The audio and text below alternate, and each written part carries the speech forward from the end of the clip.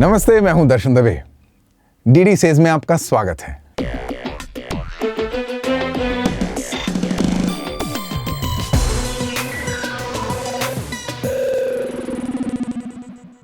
आज मैं एक बहुत ही कातिल टॉपिक लेके आया हूं और इसके बाद मैं चाहूंगा भी ना तो भी मेरी डूड वाली इमेज रहेगी नहीं। मतलब मैं यो भी नहीं कर पाऊंगा। वो इसलिए कि मेरी छवि बहुत ही कंजर्वेटिव, बहुत ही बैकवर्ड, बहुत ही लो स्टैंडर्ड इमेज हो जाने वाली है इसके बाद, क्योंकि विषय ऐसा है। I can't believe that I am making a video on this topic, but बड़े दिनों से जहन में ये विषय घूम रहा था तो सोचा इसके ऊपर आज एक वीडियो बनाना बनता है। देश के एक वर्ग के लिए एक बहुत ही विचित्र और डिस्कम्फर्ट देने वाला ट्रेंड आया। उस चीज का एक्सपीरियंस मेरे लिए भी बहुत ही शॉकिंग था। इस देश में अगर कोई ऐसा ट्रेंड आया जो बहुत जल्दी स्प्रेड हुआ तो मोबाइल फोन नहीं, केबल टीवी नहीं, वेस्टर्न कमोड्स। और मेरे लिए वो मेंटल टॉर्चर था। बताता हूं कैसे। मैं एक ऐसे परिवार से हूं जहां स्नान करके ही किचन में प्रवेश करते हैं। हमारी जो पिछली जनरेशन थी, हमारी दादियां परदादियां, वो शौच जाके स्नान किया करती थी। उस जमाने में अगर कोई शौचालय गया है तो हाथ भी बाहर ही धोते थे और फिर पैर धो के ही घर में प्रवेश करते थे। अब उस जमाने में शौचालय को बड़ा अशुद्ध माना जाता था। उस जमाने में क्या मतलब, इस जमाने में माना जाता है, लेकिन हमारे यहाँ किचन, पूजा घर और शौचालय, ये शुद्ध और अशुद्ध के दो एक्सट्रीम्स हुआ करते थे। हमने जिस जगह घर बनाया था वो एक बड़ी ज़मीन थी, तो यूजुअली ट्रेंड ये हुआ करता था कि जब आप ज़मीन में कंस्ट्रक्ट कराते हैं अपना घर तो उसके किसी एक कोने में अपने घर से दूर शौचालय बनवाते हैं। ऐसे हमारे घर में भी था कि घर के एक कोने में शौचालय बनवाया गया, तो हर इंसान शौचालय जाने के लिए अपने रहने वाली जगह से बाहर निकल के चल के जाया करता था थोड़ा। कट टू, मैं मुंबई में लैंड हुआ एक्टर बनने के लिए। मैं उससे पहले कभी जयपुर से बाहर नहीं निकला था। दुनिया मैंने देखी नहीं थी। सेंट ज़ेवियर्स कॉलेज में मैंने दाखिला लिया क्योंकि मैं मास कॉम में डायरेक्शन प्रोडक्शन सीख रहा था, तो हॉस्टल में रहना शुरू किया। अच्छा, हॉस्टल में स्नान घर और शौचालय अलग ही हुआ करते थे, तो मुझे इतनी तकलीफ नहीं हुई वहाँ पे। और उसमें भी मैंने जो शान पट्टी की वो ये कि मैंने शौचालय से सबसे आखिरी कमरा लिया जो सबसे मैक्सिमम डिस्टेंस पे हो शौचालय से, तो इसलिए इतनी समस्या वहाँ आई नहीं। अब जब हॉस्टल से निकले तो अपनी कोई जगह लेनी थी, तो ढूंढना शुरू हुआ और पहली बार मैंने अपार्टमेंट कल्चर देखा। मैं एग्जैक्टली नहीं बताऊँगा कहाँ, लेकिन जोगेश्वरी गोरेगांव के आसपास की जगह का एक्सपीरियंस है ये। अब घर के अंदर टॉयलेट वाला कॉन्सेप्ट ही पहले तो एलियन था मेरे लिए, और उस पे स्नान घर और टॉयलेट अटैच्ड हो ये तो मतलब समझ से ही परे था। तो हम जिस घर में गए वहाँ पे बेसिकली शौचालय और स्नान घर का भेद ही खत्म हो चुका था। वो बिल्कुल आलिंगनबद्ध थे, मतलब उनका मिलन हो चुका था। तो शौचालय तो नीचे होता था और शावर ऊपर होता था। तो मुझे ये समझ में नहीं आता था कि ये जाते जाते नहाते हैं कि नहाते नहाते जाते हैं, क्योंकि मैं ये सब कुछ अपनी आंखों से देख चुका था। तो फिर एक ऐसा घर ले लिया जहाँ पे कंपैरेटिवली बड़ी जगह के अंदर दोनों थे, मतलब अटैच्ड ही थे, लेकिन थोड़ा सा मतलब मैं खुद ही एक रेखा मान लिया करता था बीच में कि चलो इसके इधर की जगह को अपन टॉयलेट मान लेंगे और इसको स्नान घर मान लेंगे। और ऐसे करके फिर एक घर लिया। अब ये मत बोलना कि क्योंकि लोगों के पास कम स्पेस होती है तो आप इनसेंसिटिव होकर उनके बारे में कमेंट कर रहे हैं, क्योंकि वहाँ जो बड़े घर थे उनकी भी दशा वही थी। अब घर के अंदर बेडरूम और किचन के सामने शौचालय था और शौचालय के अंदर स्नान घर था। कॉन्सेप्ट देखिए। और फिर ऊपर से हालत ये है कि मैं एक ऐसे परिवार से आया था जहां अगर दरवाजे से आपका शर्ट छू गया या वॉश बेसिन से टच हो गया कपड़ा तो वो चेंज होता था। ये होता होता होता होता हुकूनामा ताता तो होता क्या कर रहा हूँ, आज भी होता है। आज भी यही हालत है। लेकिन मुझे ताज्जुब भी होता था कि फिर हमारे जो एजेंट्स होते थे मकान दिलाने वाले, वो इतना फक्र से ये बात बताया करते कि सर बेडरूम में अटैच टॉयलेट है। और मुझे लगता था भाई वही तो नहीं चाहिए।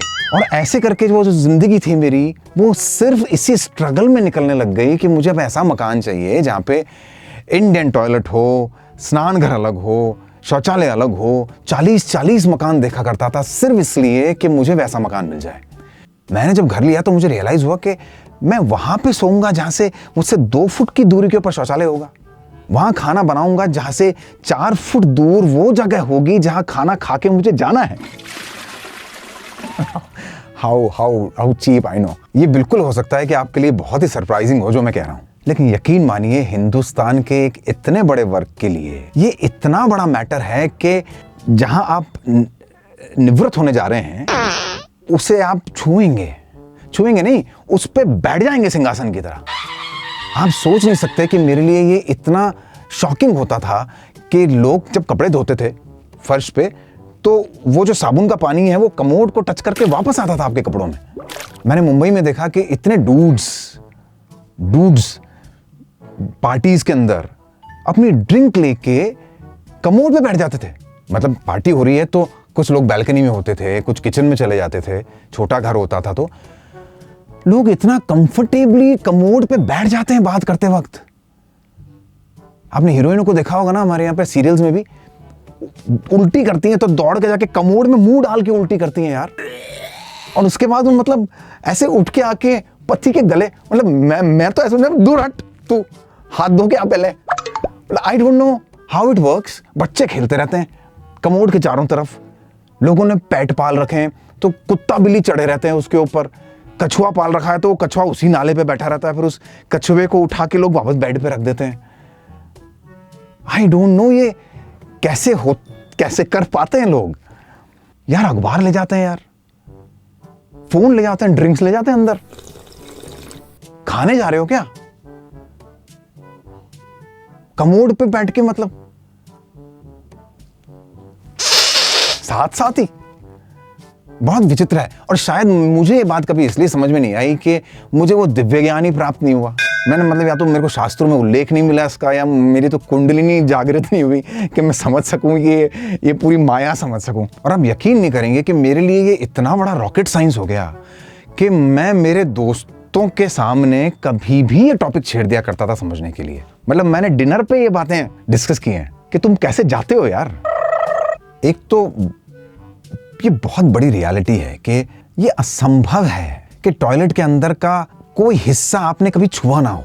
चीजें गिर जाती हैं, आप कभी कभी उन्हीं हाथों से उठा के रख देते हैं। और स्पेशली वो टॉयलेट जिसमें बहुत से लोग उसे यूज करते हैं, वहां तो ये संभव नहीं है कि वहां हर चीज बिल्कुल क्लीन और प्योर पड़ी हुई हो, और फिर अंदर जाके आपके कपड़े उससे टच हो जाएं और फिर आप उन्हीं कपड़ों से आके बेडरूम में बैठ जाएं।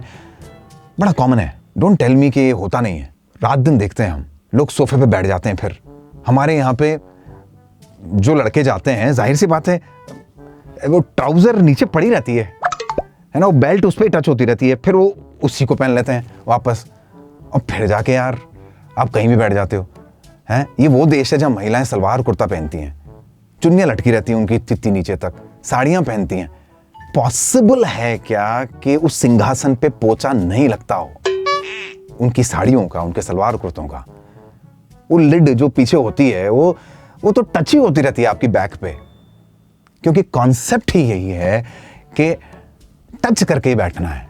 ये तब तक संभव था जब तक आपको पता था कि कहीं कुछ टच नहीं होता है, बॉडी का कोई पार्ट भी नहीं, कोई कपड़ा भी नहीं। जब आप इस बात को एक्सेप्ट कर लेते हैं कि तरीका ही यही है जाने का, इससे अछूता रहना इम्पॉसिबल है।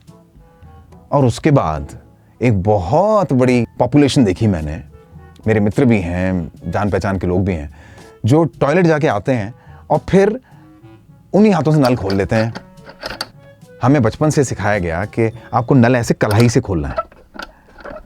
अब वो उसी से नल खोल लेते हैं, फिर हाथ धो लेते हैं, फिर वो उसी से बंद कर लेते हैं। तो जो नल गंदा था तो फिर आपके हाथ गंदे हो गए ना भाई, है ना। फिर कुछ लोगों के टॉयलेट और डाइनिंग एरिया के वॉश बेसिन सेम है। अब आप खाना खाने से पहले उसी नल को खोल के हाथ धो रहे हो, फिर उसी हाथ से बंद कर रहे हो, तो भाई इसी से खाएगा ना रोटी। आज भी ये करोड़ों लोगों के लिए रॉकेट साइंस है कि आपको सीट पर नहीं करना है।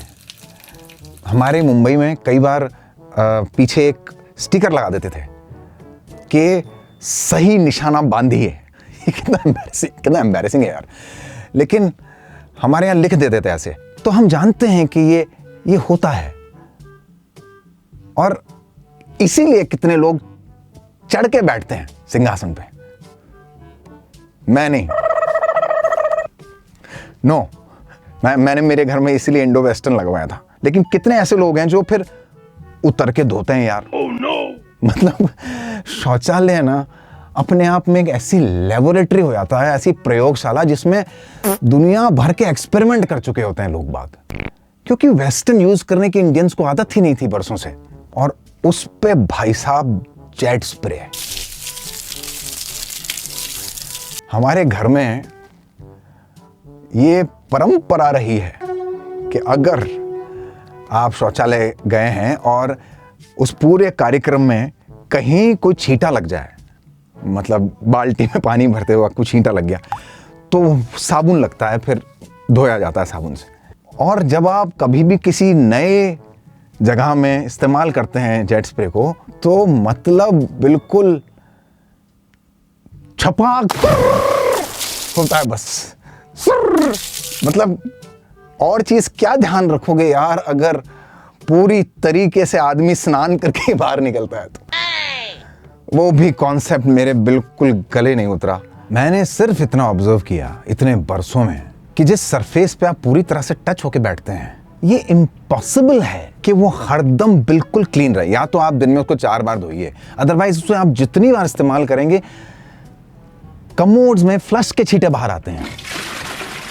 लोग जब उठते हैं बैठते हैं, वो सरफेसेस वापस गंदी होती हैं जिनका हम साफ होने का दावा करते हैं। नेक्स्ट टाइम लोग उसको उसी हालत में वापस यूज कर लेते हैं। अब फ्लश तक तो मैं गहराई में उतर गया हूं, तो मुझे और गहराई में मत उतारो। ऑलमोस्ट इम्पॉसिबल है कि वो एजेस, वो सीट, वो ढक्कन, वो सब ऐसे रहें कि आप वापस उसको नेक्स्ट टाइम बस जाएं और यूज कर लें। ये प्रैक्टिकली पॉसिबल नहीं है। बात अलग है, अब दावा करो तुम तो करोगे, मुझे नहीं आता वो यूज करना। But this is not practically possible because I have seen that with my own eyes. अब आप नई बिल्डिंग्स देखिए, बिल्डर्स ने बनवाना ही बंद कर दिया इंडियन टॉयलेट्स। सब घरों में, 100% घरों में वेस्टर्न टॉयलेट्स होते हैं। जानते हैं क्यों? क्योंकि सबको मॉडर्न अम्यूनिटीज चाहिए। अजीब सा रीजन लगा जब मैंने इस बारे में पता भी किया, तो कि एकमात्र रीजन ये है उनका वेस्टर्न कमोड्स लगाने का कि लोगों को घर मॉडर्न लगता है। सर, मैंने इतने लोगों से बात पूछी और मैं शॉक्ड रह गया ये सुनकर कि हर आदमी एक ही बात करता है, यार घुटने में दर्द हो तो फिर कैसे बैठोगे? घुटने में, अरे भाई जब तुम्हारे घुटने में दर्द हो तो लगवा लेना। तुम्हारे बच्चे 50 साल तक उसी के ऊपर जाते रहेंगे तो घुटने में तो दर्द होगा ही ना उनके। हेल्थ की दृष्टि से भी ये कहते हैं कि इंडियन स्टाइल में ही जाना चाहिए, क्योंकि उससे मलाशय पे रेक्टम पर प्रेशर पड़ता है, जो हेल्थ के लिए अच्छा होता है। और यही वजह है कि बहुत से कमोड वाले अब नीचे एक स्टूल जैसी लगाकर पैर ऊपर रख के बैठते हैं। अब हम लोग सब एस्केलेटर यूज करते हैं, लिफ्ट यूज करते हैं, सीढ़ियां चढ़ते नहीं है, घुटनों की एक्सरसाइज वहां भी नहीं होती। खाना जमीन पे बैठ के खाते नहीं है, डाइनिंग टेबल यूज करने लगे हैं। सिर्फ दिन में एक ऐसी चीज हुआ करती थी जिस वजह से घुटने मुड़ते थे, अब वो भी बंद हो गए। अब मैं उनकी बात नहीं कर रहा हूँ जिम में पैसे देके घुटने मोड़ते हैं। अब क्योंकि हम कोरोना के फेज के भुक्तभोगी हैं, इसलिए हम ये छू दिया और जर्म्स लग गए और इस बात से परहेज रखो, उस बात से परहेज रखो कि अब आदी हो चुके हैं, तो इसलिए हमें ये बहुत ऑड नहीं लगता। वरना यकीन मानिए मैं ये एपिसोड बनाने की हिम्मत भी नहीं कर सकता था कुछ वक्त पहले। आज जिस तरह से इतने सारे लोग वेस्टर्न कमोड्स को एक्सेप्ट करने लगे हैं, मैं सोच नहीं पा रहा था कि इतने सारे इंडियंस का ये पॉइंट ऑफ व्यू को समझ पाएगा। हो सकता है कि आप मुझसे कहें कि सर उनके साथ इतनी प्रॉब्लम नहीं है जिन्हें बहुत अच्छे से यूज करना आता है। अब हो सकता है, लेकिन ये कॉन्सेप्ट कि शौचालय घर में हो, वो भी बेडरूम में, और स्नान घर में शौचालय हो, और फिर उस पे भी आप उसे कुर्सी समझ के टच होते हुए बैठे हैं, ये कॉन्सेप्ट बहुत लोगों को पचाने में बहुत मुश्किल आई है। सर, मेरे लिए ये विश्वास करना बहुत मुश्किल है कि वेस्टर्न कमोड्स इंडिया में इतने पॉपुलर हो गए। यकीन मानिए ये एपिसोड में मैंने मर्यादाओं का और अदब का बड़ा ध्यान रखते हुए बातें कही हैं। अदरवाइज सवाल तो मेरे और भी दर्दनाक और खतरनाक हैं जो मैं यहाँ बता नहीं सकता, लेकिन फिर भी मैं आपके अनुभव भी जानना चाहूंगा इस विषय पे। कमेंट्स में जरूर लिखिएगा। फिर मिलते हैं अगले एपिसोड में एक और इंटरेस्टिंग विषय के साथ। देखते रहिए डीडी सेज। नमस्कार।